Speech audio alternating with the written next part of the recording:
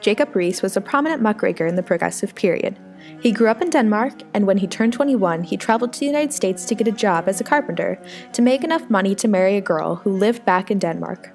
He became a journalist for multiple papers before marrying her, and later became a police reporter for the New York Tribune. During his time in America, Riis experienced hunger, poverty, and bankruptcy. When Riis saw the terrible conditions of the slums of New York, he decided he wanted to make a difference.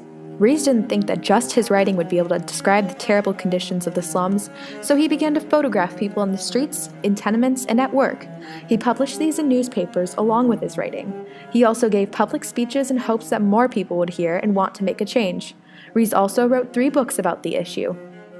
The impact Riis made was astounding.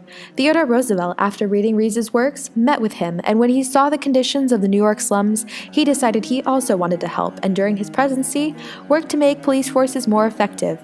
After people learned of unclean drinking water, changes were made and prevented more epidemics of cholera in New York. His protests against unsafe tenements resulted in the Small Parks Acts of 1887, after which Riis was credited with many of the parks that were created. In his life, Jacob Riis changed many living conditions and created settlement homes in New York, all of which made many changes in living conditions, not just in New York, but all over the U.S. Because of all the changes he made in the lives of many, Jacob Riis deserves your vote to be in the Muckrakers Hall of Fame.